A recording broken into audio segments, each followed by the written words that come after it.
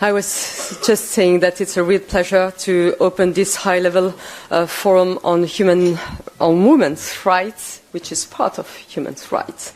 In today's very chaotic world, we are seeing a global backlash against gender equality in this 30th year since the Beijing Declaration that recognized women's rights as human rights. I believe it is time to restore clarity and, as we say in French, to take a very classical image, remettre l'église au milieu du village.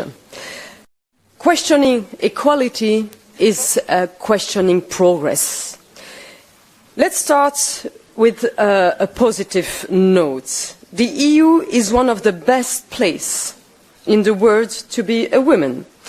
It doesn't mean that we are perfect. It doesn't mean that we need to improve and to make some progress. On the contrary, we still have work to do, and we are doing it to make the lives of women and girls fairer and more equal.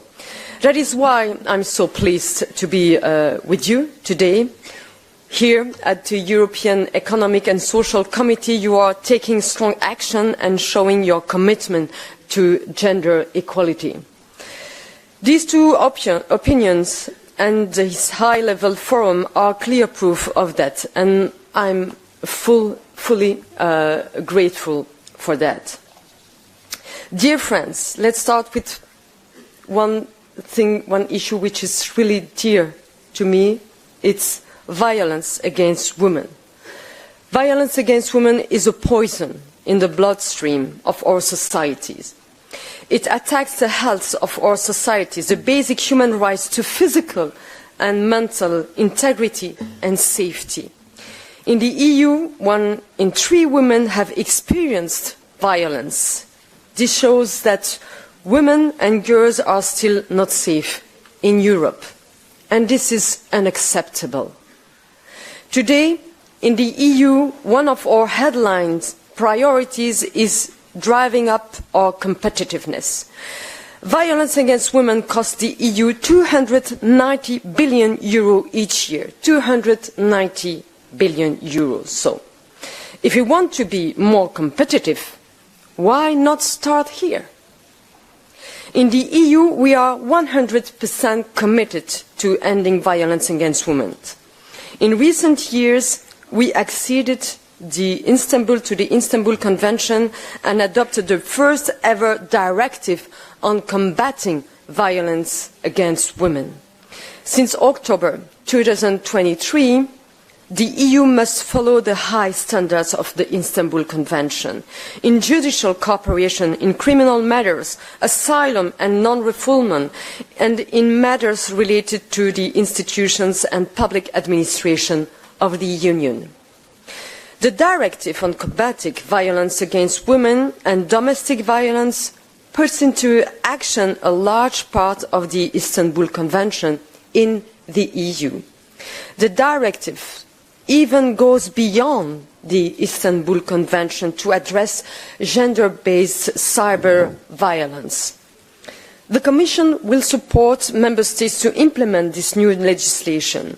Starting this spring, we will organise workshops with Member States to make sure the directive is fully put into action by June 2027.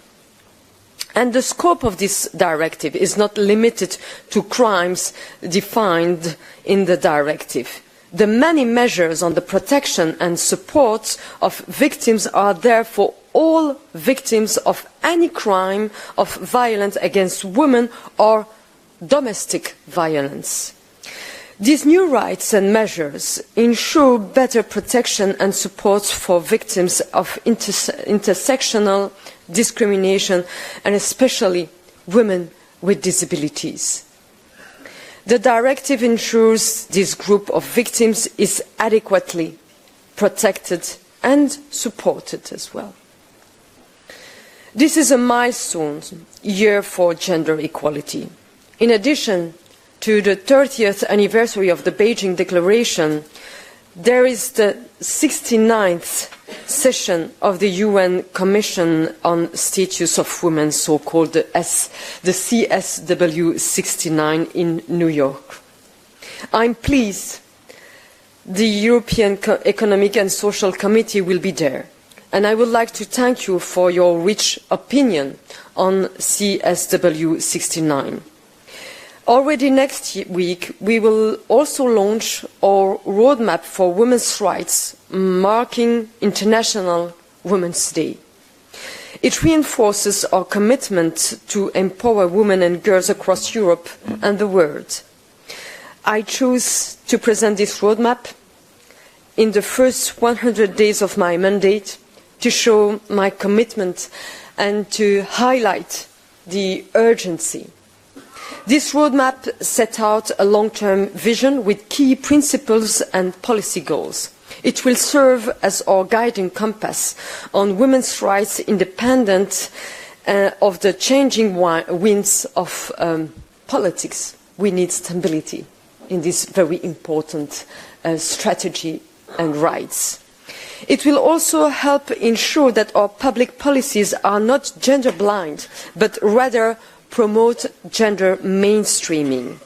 This roadmap reaffirms the EU's commitment to advancing gender equality and women's rights for everyone, and we call on other institutions, including you here at the EESC, to join the roadmap. The rights and principles in the roadmap will largely reaffirm those already recognised at EU level and beyond, but it will also focus on today's new challenges in society, economies and technology, including the risks and opportunities of digital technologies, for instance. It will serve as a basis for developing concrete initiatives in the upcoming gender equality strategy post-2025 that I will present in March next year. Dear friends, today marks an important step in our journey towards true gender equality. We have what it takes to make Europe a safer, a fairer place for our women and girls. Now we need to make it happen. The fight doesn't stop here. The rights and freedom of women must never be up for debate. They must be a reality. Together we can make our future brighter and more equal for everyone. Thank you very much.